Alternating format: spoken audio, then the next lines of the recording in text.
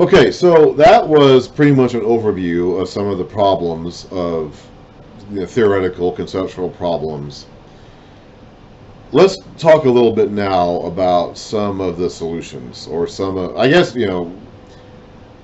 some of the specific issues that led, some of the, I mentioned in my previous video about some of the biblical data that we use to help construct the Egyptian timeline in the first place, which of course, if we discard the Bible and like we want to do, we have to discard that too, which in turn means we have to discard our Egyptian timeline, which was built on that. I'll get to that kind of as I go. I can tell you right now that a major source of the problem was that in Exodus, at the beginning of Exodus, it says that Pharaoh, the unnamed Pharaoh, forced the Israelites to build a pair of store cities called Python and Ramesses. That word Ramesses is a stumbling block for a lot of people, because Ramesses became a common pharaoh name in the 19th dynasty, the New Kingdom. Oh no, the cats. Oh no. Oh no. Oh no. Come here, cat.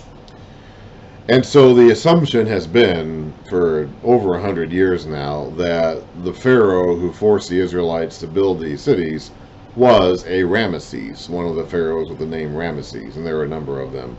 The main one being Ramesses II, who was Ramesses the Great. We probably all heard of him. So we assume that because the name given in Exodus,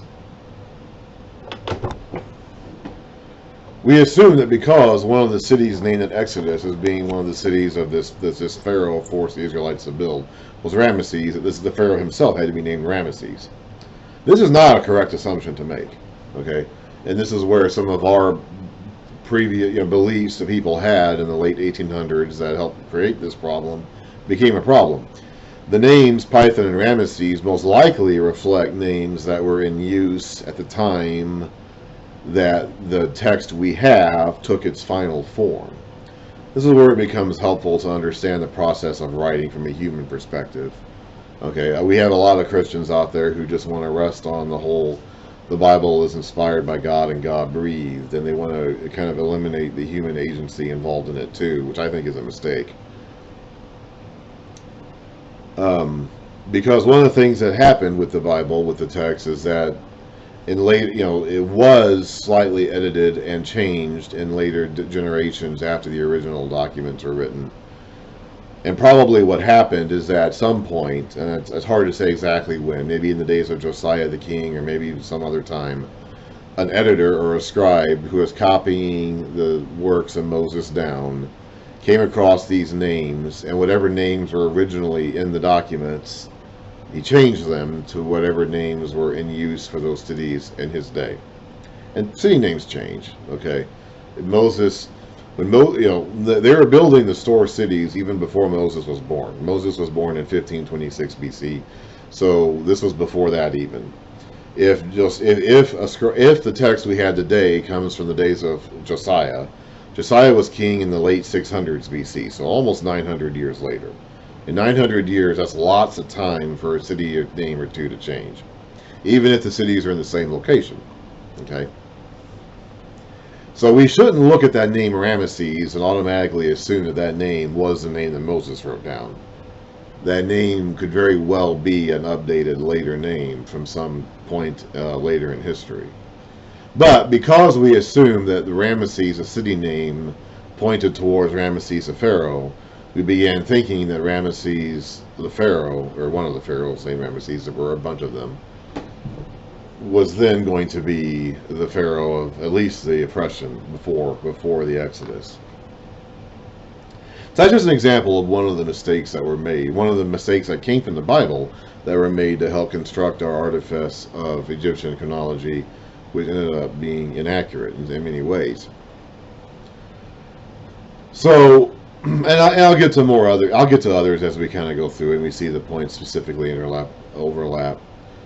So then, what do we say about that? Like, how do we move forward from that? If we've identified the problem, essentially the problem is that we're looking for the right things in the right places, but at the wrong time.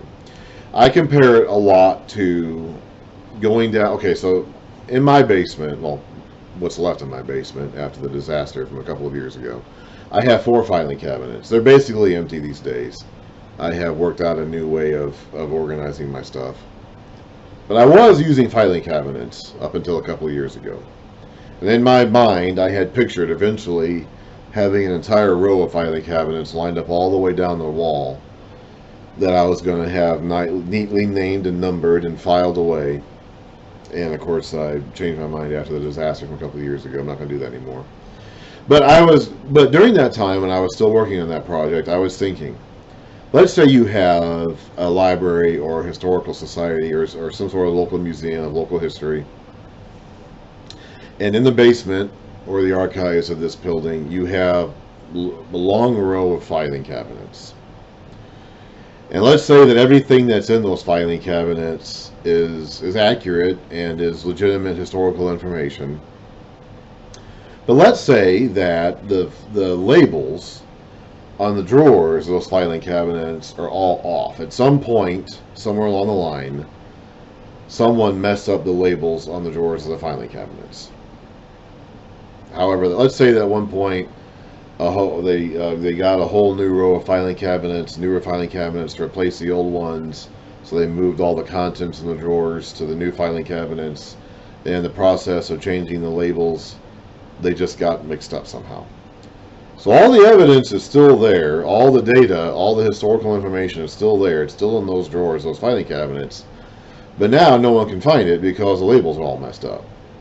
So if you go down there and let's say you have 10 filing cabinets, 4 drawers each, you got 40 drawers to look for, and you're looking for the evidence that goes in drawer, say, 26.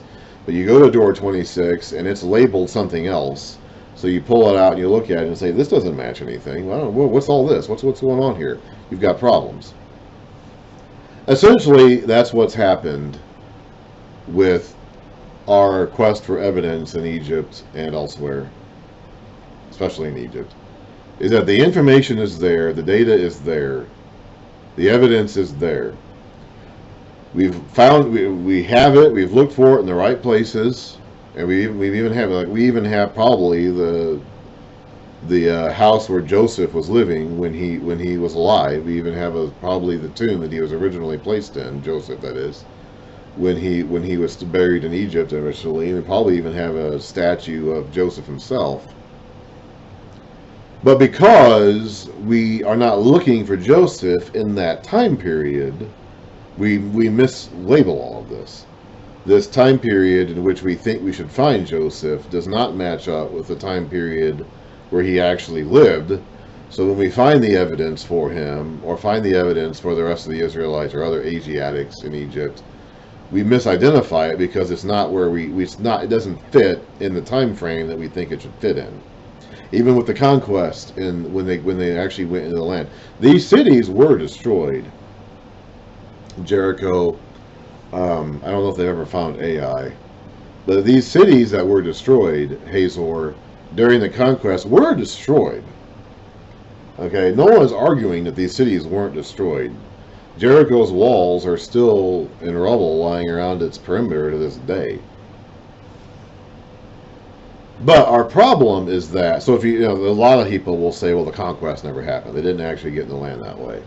Well, the evidence is that these cities were destroyed. And the evidence is that these cities were destroyed in the manner described in Joshua.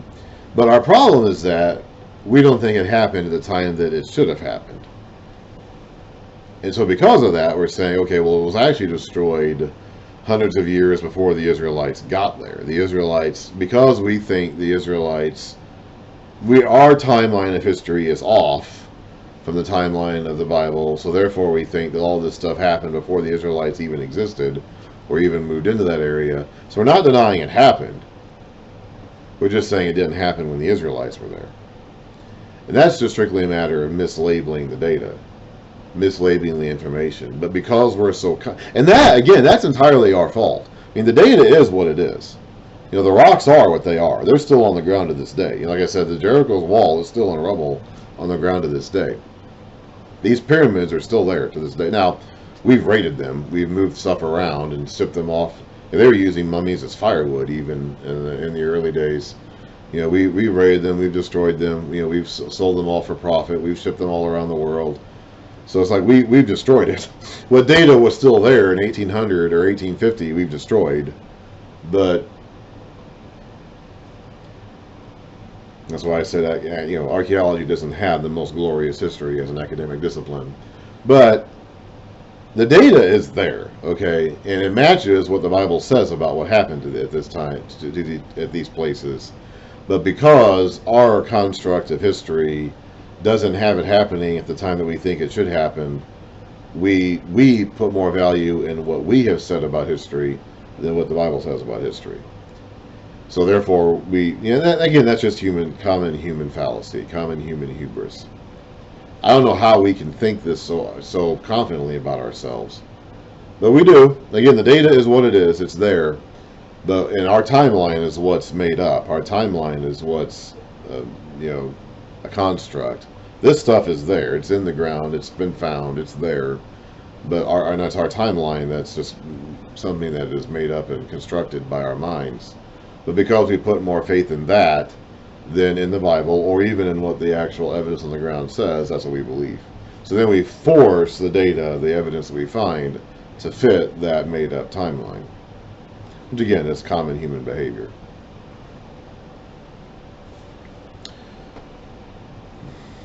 I'm going to have to... I'll be right back. Okay.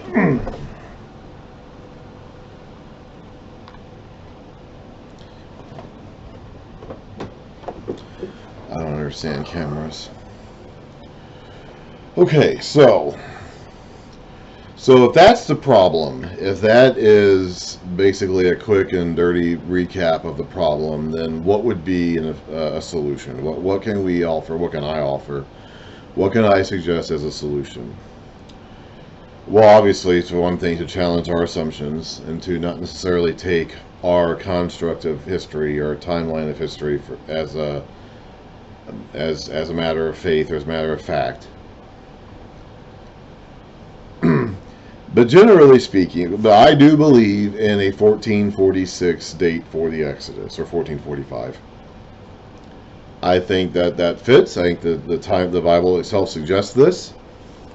You can count the years of the king. Now that we know the secret to counting the years of the kings, we can go back in time to the 4th year of Solomon's reign and point that as 966 BC. Count 480 years after that to get to 1446 BC. And there's the year of the Exodus. I think that's to me that's a very solid timeline. Not imaginary, not made up, not a construct, very much a solid backbone of history going back to 1446 BC. And then with that, you can even count backwards from there. Moses would have been born in 1526 BC. Then you go back to Joseph. Now, there is some uncertainty about how far back you have to go to get to Joseph. But once you get to Joseph, we have the ages for Joseph and for Jacob and for Isaac and for Abraham at different stages of their lives and when they were born and all that. Jacob moved into the land when he was 130. Joseph was born when Jacob was 91. Isaac was 60 when Jacob was born. Abraham was 100 when Isaac was born. Abraham was 75 when he moved to the land of Canaan. So you can go all the way back to the beginning of Abraham's life then. And if you follow the chronologies of the men listed before him in the genealogies, you can go back even farther than that.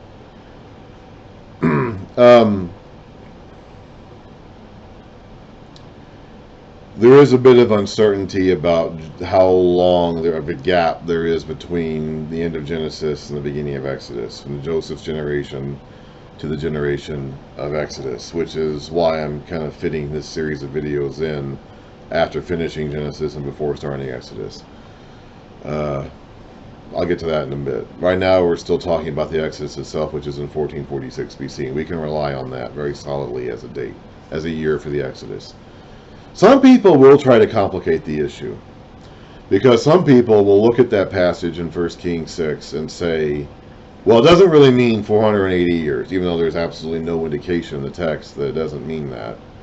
They'll say that means this is kind of complicated. I'm not even sure if I can properly explain this line of I don't believe this, by the way. But to properly kind of present to establish the framework here, I have to present this. Some people believe that the 480 years from the time of Solomon's fourth year back to the Exodus is not 480 actual years. It's representative. This is entirely made up, by the way. There's absolutely nothing in the text itself, whether in Kings or anywhere else, that gives us a clue this is how this is supposed to be taken.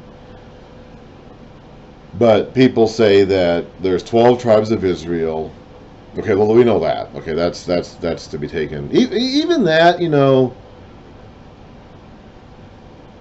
just as a little bit of an aside, even that's a little fuzzy because, you have Joseph who has 2 tribes, Ephraim, so there's kind of like 13. And if you look at the various lists of the 12 tribes of Israel throughout the Bible, Old and New Testaments, it's always a little different, depending on how they count them. So even there's a little bit of wiggle room.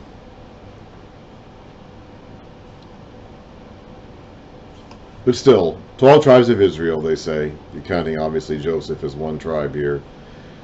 And so for each of these 12 tribes, it counts 40 years, I think, as a generation. Again, there is nothing in the Bible that indicates that 40 years is considered to be a generation. The only place where you can even kind of take that conclusion away from the text is when they're in the wilderness for 40 years.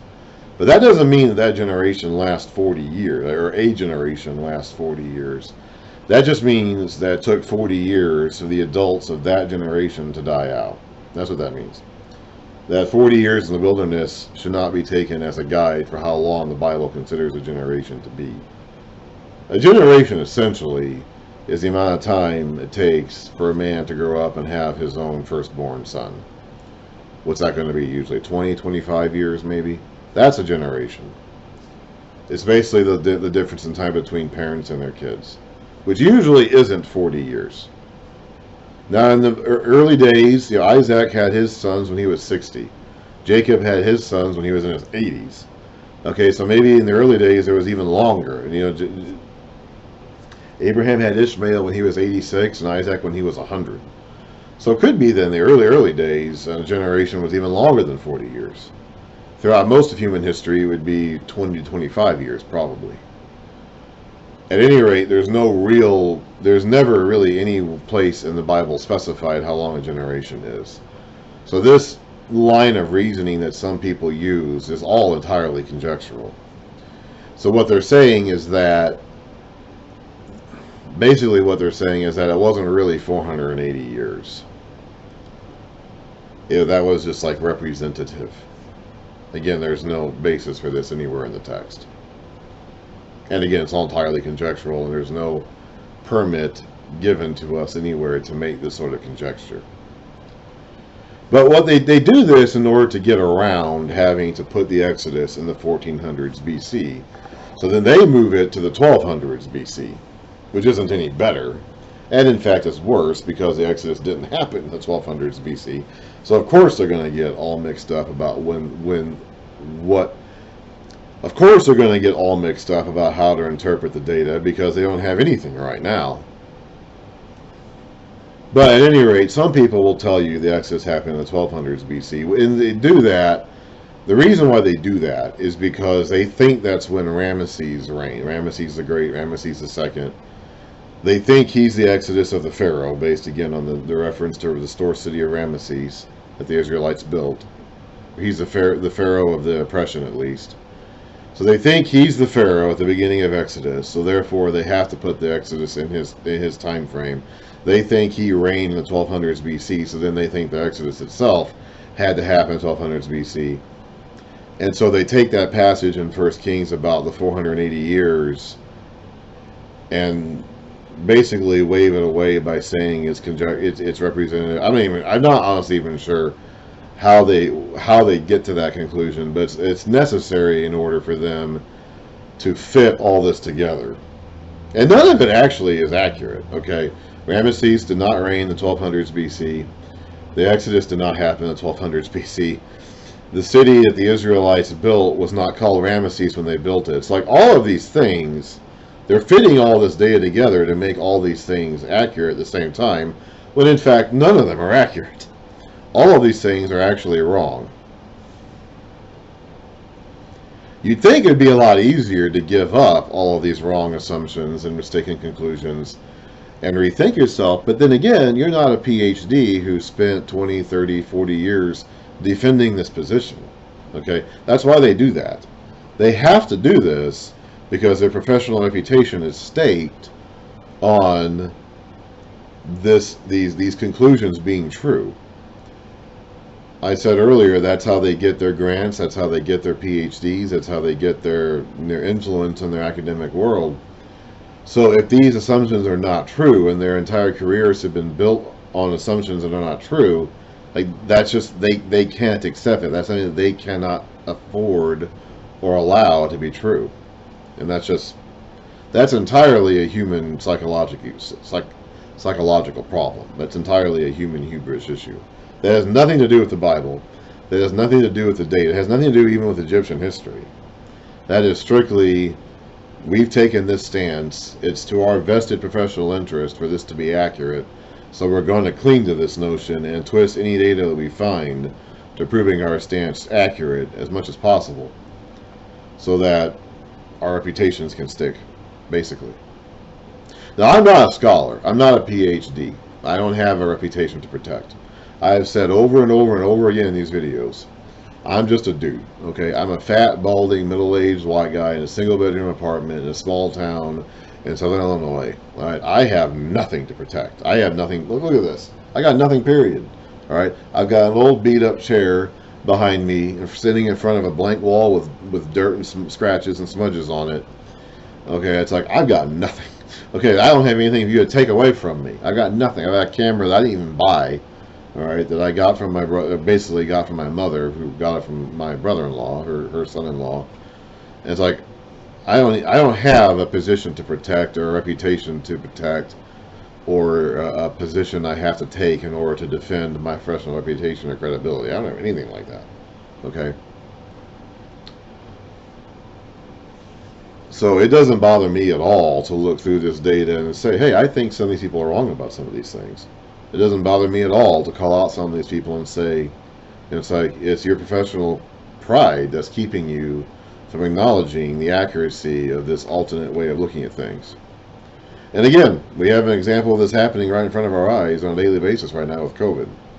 So don't try to tell me that this doesn't happen, because it does, and does demonstrably so.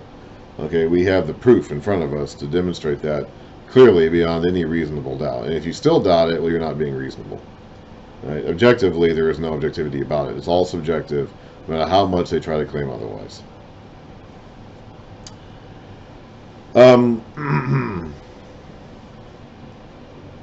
Now, I'll say, again, I'm not an archaeologist. I've never been to Egypt. I've never been to Israel. I've never been to these countries. I've never been in a cave looking around at things. I've never taken a tiny brush and dusted sand off of an ancient pot. Okay, I've never done it. I've never taken an archaeology class in college, even.